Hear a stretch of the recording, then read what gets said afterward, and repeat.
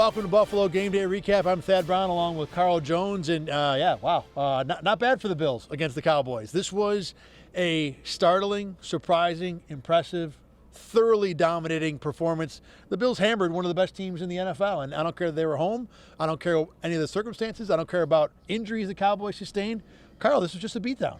I kind of equated it to a boxer who was looking for a place to fall. Like the entire, after like the third round of a fight where like just the boxer's like, just please knock me out. That's kind of what it felt like out here. Like this Cowboys team, I'm not going to use the quit word, but at one point they just didn't feel like they were physical enough to compete with a Bills team that you really don't think of in that light. You don't think of a Bills team that's going to hit you in the mouth on either side of the ball. So that speaks to a lot of credit to how this team was prepared throughout the week. Let's talk about the number one star of this game, James Cook, 221 combined yards, the third best performance for any Bills player since Thurman Thomas had a big game back in 1991, 32 years ago. Look, for me, there's a lot of reasons why this Cook game happened, why the Bills had this success. But we got to start with number 4.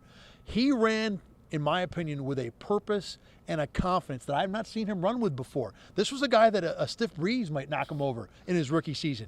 And he's been better with contact balance and staying on his feet this year for sure. But even this game was a new level. I mean, he was, making moves, avoiding tackles. He's never been known as a crazy elusive guy, but he was doing it all in this game. And, the pass game contributions with a touchdown receiving, he was dominant in making plays on his own in a way that, look, if he continues to play this way, we've talked about the Bills needing a second receiving option, something else to go with Josh Allen and Stephon Diggs. Well, forget a receiving option. Just keep giving the ball to 4 because this is a totally different dimension the Bills have not had in a long, long time. I mean, coming out of the draft, everyone was like singing his praises to his game out of the backfield, right?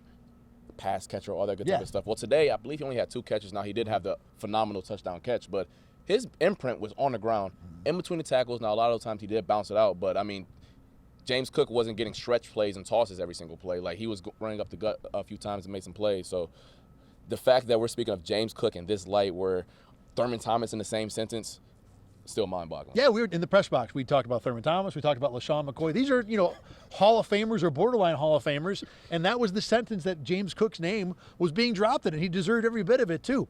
Now, speaking of deserving, Joe Brady, offensive coordinator. Last week against the Chiefs, I think in the second half you saw what a really good defensive coordinator, Steve Spagnuolo, can do against a Brady who hasn't really had that many reps to where you look at him and say, this is a guy that can dominate a game. In this game against Dan Quinn, who's a pretty good defensive coordinator on his own, Brady almost did dominate. And I love the fact that he stuck with the run. Sean McDermott gave him credit for having the courage, now McDermott didn't use that word, but I know that's what he's saying, to stay with it. Because McDermott said, look, sometimes the play caller, you see a few runs, you got 17 on the field, you're like, let me hit that play action, baby, because I know it's going to work now. But Brady never went to it, especially that second half drive where the Bills only got 3, but they ran it 13 times in a row. And this is what you and I have talked about a little bit, what we like from Joe Brady. He doesn't reinvent the wheel, but he does the basic things that he sees are available. In this game, it was running it over and over and over and over. That's what he did. And you can be very successful doing that. If it ain't broke, don't fix it. Yeah. Nothing was broke out there today. I mean, that Cowboys defense, from the field, they wanted no parts. And I've been in a few games like that in college where it's one thing when a team's throwing for 400 yards on you, like, all right, guys, we can fix this, right? There is nothing you can fix when the dude across from you is just pounding you play after play after play. And those aren't scrubs over there. That's Micah Parsons. That's DeMarcus Lawrence. That's Stephon Gilmore. Those guys are really, really darn good players. And the fact that Joe Brady leaned into that, and I know Josh Allen and a couple of offensive linemen talked about it afterwards where obviously, when you're playing with Josh Allen, you're going to have to pass protect a few times. But old linemen at their heart, they know they're trying to go forward every single snap and impose their will on the game. And boy, did they. I mean, I saw a lot of hands on the hips from the Cowboys. I saw some guys taking some run angles, acting like they didn't want to make some tackles. So the fact that you see that out of a Bills team, wild. I mean, that's just crazy considering that the Bills toss the ball around the yard and all that good type of stuff. Nah, we'll toss it back to the 80s and hit you in the mouth. How about that? That's the thing. I mean, they have not been this ground and pound team. I mean, somewhere Rex Ryan had to be throwing a party watching this game because this was his brand of football. It's just a matter of can the Bills do it again? And, behind this offensive line, a lot of the runs prior to this game, and you and I will watch the film and we'll see more about it, later in the week, but a lot of the Bills' run success has been simply light boxes. 6 defenders, 7 defenders, the Bills having a numbers advantage. And there was a lot of that in this game as well. But at some point, the Cowboys, I'm sure, added players to the box. It didn't matter. The Bills just kept on attacking. They kept on staying on the edge. And give this O-line credit. Whatever the scheme was, whatever, James Cook did on his own, these guys were opening big, big holes and were a big part of the success. I know you saw the play from up top. Deion Dawkins literally dragged the guy 30 yards down the field. I mean, that just speaks to the type of tenacity and the physicality that they play with. Because, it's like I said, it's nothing like the dude across from you like, hey, buddy, there's nothing you can do about this. I'm about to move you from point A to point B. Good luck stopping it. And they just literally took their will. That was ridiculous to see considering the stakes coming into this matchup. Deion Dawkins talked about how much fun it was. It's a beautiful thing. And I'll tell you what, on that play, I talked to Deion specifically. I said, what was that play like? That had to be awesome, man, right? Tell me about that play. And he said, you know what? I'm not doing that unless Connor McGovern's doing his job, unless Osiris Torrance is doing his job, unless Mitch Morse is doing his job, and went down the line of the offensive line, Joe Brady. So spreading the credit around, making sure everybody's involved, handling it the right way. And that's what you like to see out of, a Sean McDermott coach team. Speaking of coaches, we talk about there being multiple factors that go into any kind of, I say all the time, anything crazy that happens in the NFL, it's not just one reason, it's lots of reasons. Well, another reason was the Cowboys were ridiculously bad at adjusting in this game. I mean, when you get run on by the Bills over and over and over and over, Mike McCarthy's had a really good year and is kind of rehabbing his image a little bit. But this game, I think, will go a long way towards, same old Mike McCarthy. Yeah, that didn't speak good at all because I know last year everyone was like, all right, Kellen Moore's passing the ball a little too much, right? And then McCarthy's like, we're going to throw it back and get nice and physical. Well, I ain't seen much physicality out there on the field. It was one team doing that today. I mean, even the adjustments on the defensive side of the ball where coming into this matchup, where's 88 at? Where's CeeDee Lamb? Where is he going to be at? Well, CeeDee Lamb was really not effective for this game. I mean, I think he ended up with like 50 yards, which is well below his average on the year. Just really speaks to the Bills coaches, both sides of the ball, and how they execute their game plan. Defensively, Terrell Bernard talked about being able to go fast, learning the Bills' identity, what they do, and what they are is, they go fast. And I said, well, it seemed to me like you guys were attacking, and that seems like an easy way to be able to go fast. If you're chasing, if you're going after an offense, then you can play fast. And he more or less agreed that was kind of who they are, and to me, that was a big part of what made this defense a success. It wasn't just on the line of scrimmage. It wasn't just attacking Dak Prescott. In the secondary, they were chasing. They were, like you said before, if CeeDee Lamb caught the ball, he was going to get hammered, So that physicality, something we don't see, and that just level of aggressiveness, to me, was the key defensively. That sets a tone everywhere. I mean, there was a couple plays early on where Christian Benford jumped a curl route on Brandon Cooks and should have picked it off. Like that level of physicality, that level of tenacity everywhere. It's not just when you hit somebody. When I'm running down the field and I'm putting hands on you, all that good type of stuff. That adds up. Mm-hmm. Like as a receiver, I'm not trying to feel this all the dang time. I'm not. So like the fact that the Bills leaned on them, Jordan Poyer came over the middle of the field and almost picked off a play. CeeDee Lamb felt it after the play. Like all of that little stuff adds up. And then you see a team like the Cowboys who really didn't want to play by the fourth quarter.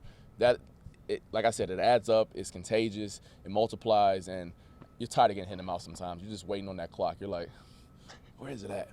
It's not 0-0 yet. Oh, gosh, we got to keep doing this. Oh, Lord. So, and that's what it really looked like out there from the Cowboys. And, give the Bills credit for making it that way for Dallas. This was an impressive performance. And I think when you talk about, like star players from this game, beyond James Cook, it's really hard to spotlight one game or the other, one guy or the other, because who didn't have a play defensively on the line. There was pressure. We had multiple. Leonard Floyd had his 10th sack, got an incentive. Good for him. Congrats, Leonard Floyd, by some guy in your defensive line. A little thank you gift for that, for helping you out.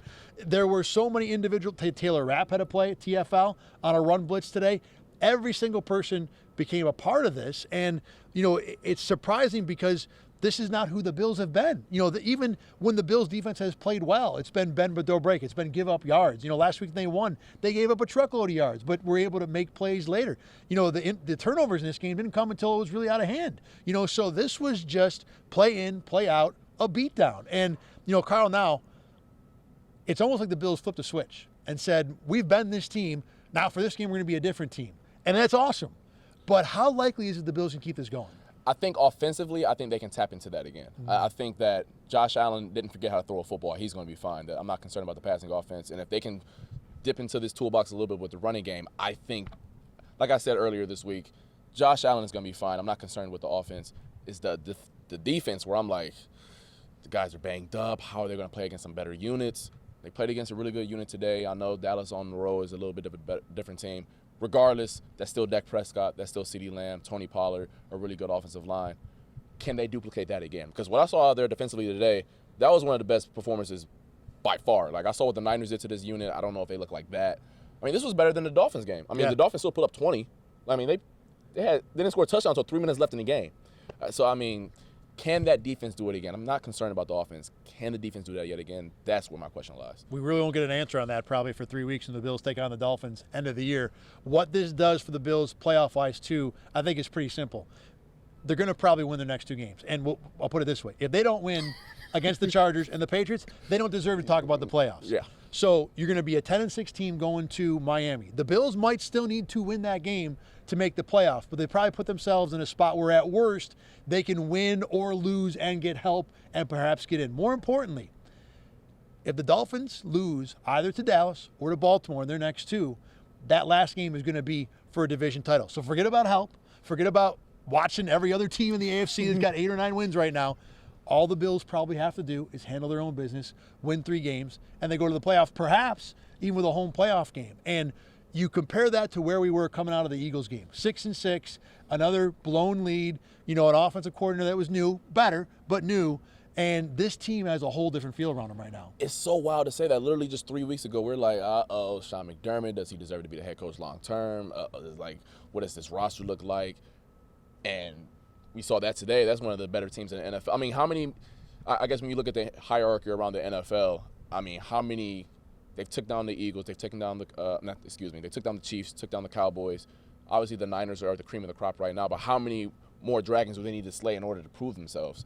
So I think they get into the dance. They're as dangerous as any team in the AFC. Obviously, there's still holes just like any other team in the AFC. But this is a team where they're clicking, and, boy, come middle of January – it'll be fun to watch. We've talked a little bit about the late bye week and how sometimes teams can get a boost from that and play, with a little more energy and certainly more success down the stretch. And, the Bills might be, one of those teams. Certainly coming out of the bye now, 2-0, and an absolutely almost perfect performance authored against the Cowboys today.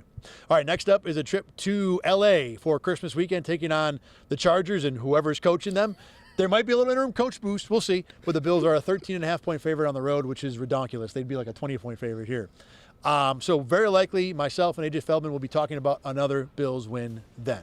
Remember, you can watch Buffalo Game Day Recap on RochesterFirst.com, on YouTube, and you can listen to it wherever you get your podcasts. For Carl Jones, I'm Thad Brown. Thanks for watching and listening to Buffalo Game Day Recap. We will talk to you on Saturday from sunny LA.